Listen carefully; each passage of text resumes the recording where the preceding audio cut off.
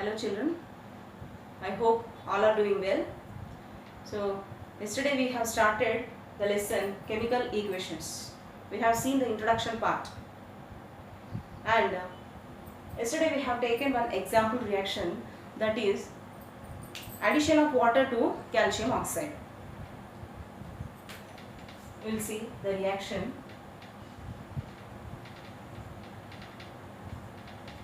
Calcium oxide. So this reaction we have discussed yesterday. Actually, how we have to perform this reaction means, first of all we have to take 1 gram of calcium oxide in a beaker and add 10 ml of water into that beaker. And when we touch the beaker, after adding water to this calcium oxide, you touch the beaker. What do you notice? When we observe the beaker, it will be somewhat hot, because the reason is that when calcium oxide reacts with water, it liberates heat energy. So the reaction in which the heat energy is liberated by the reactants is known as exothermic reaction. So it is exothermic reaction. The reaction is exothermic reaction. And as soon as we add water, it liberates heat energy and also forms a colorless solution, that is calcium hydroxide. We have discussed that the nature of the calcium hydroxide is basic, and we can test the basic nature of calcium hydroxide by using litmus test. Okay. And next, in the activity 2, we have to take the reaction is between sodium sulfate and barium chloride. First of all, in this activity we have to take 100 ml of water and take a pinch of sodium sulfate.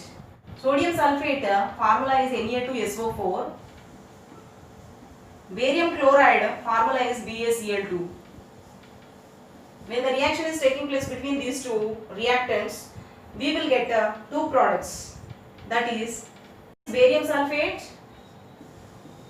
BaSO4 plus another one is sodium chloride, that is NaCl. Two molecules of NaCl we are going to get. And how to perform this reaction means, first of all we have to take 100 ml of water in a beaker and add a small quantity of sodium sulfate into that beaker.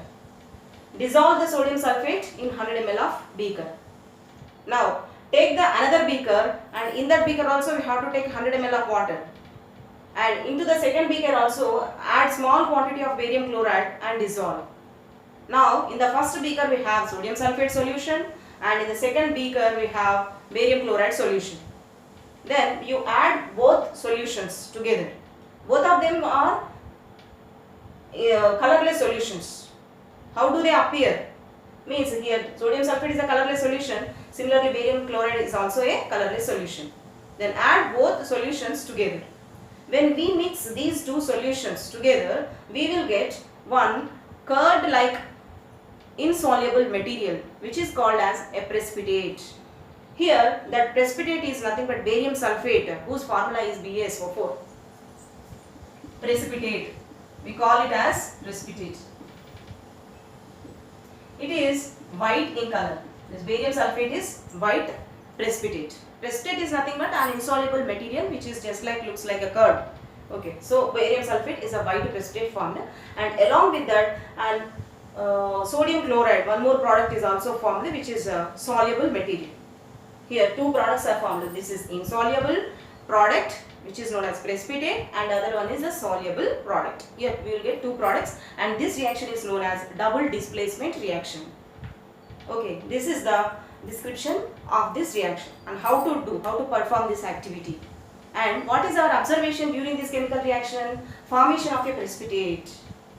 That we have to keep in our mind. In the first activity, we have observed that there is, along with the formation of the calcium hydroxide, along with the formation of a product, we have observed the liberation of the heat energy. That's why we have called this first reaction as exothermic reaction.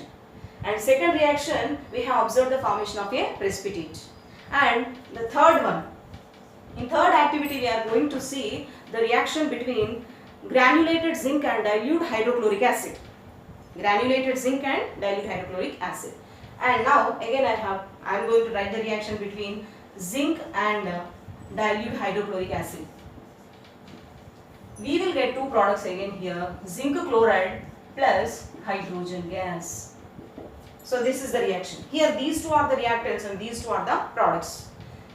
Elemental zinc reacting with dilute hydrochloric acid to form the two products, that is zinc chloride and hydrogen gas. And here, how to perform this reaction?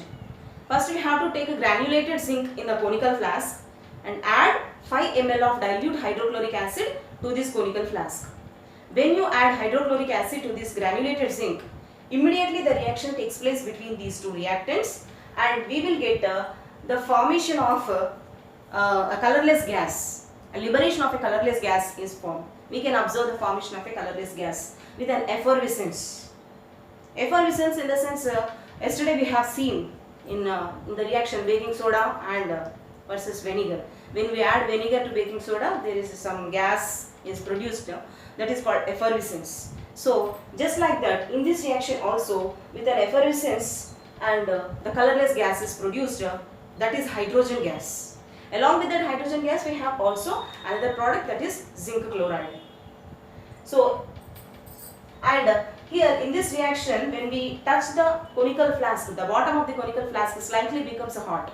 So this can also be called as exothermic reaction. In this reaction we can observe the two things. One is the liberation of heat, second one is the liberation of gas. So this is exothermic reaction, and as well as we can observe the formation of gas. Formation of gas. So by these three reactions we can conclude that yesterday we had a question, no? How can we know that a chemical reaction has taken place? We can conclude that a chemical reaction has taken place when these things happen. That means the reaction which is exothermic means when the gas is produced during the chemical reaction. Second one, when a precipitate is formed during the chemical reaction. Third one, when the gas is formed during the chemical reaction. Sorry, the first one is heat, the liberation of heat energy. Okay children, so far we have learned about different types of chemical reactions.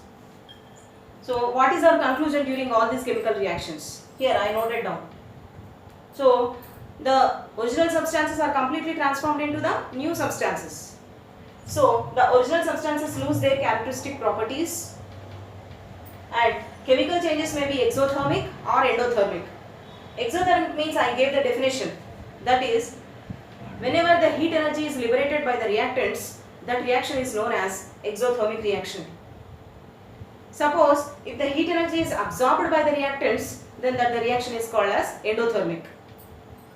So the reaction may be exothermic or endothermic, and they may form an insoluble substance known as precipitate.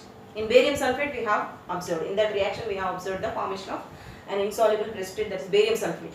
And the fourth one, the gas may be evolved. Gas may be evolved or gas may be released.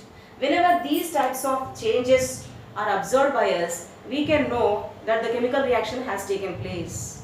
How can we know the chemical reaction has taken place? For that, the answer is this one. If these observations are made by us, then we can confirm that the chemical reaction has taken place between the reactants. Okay? Thank you children.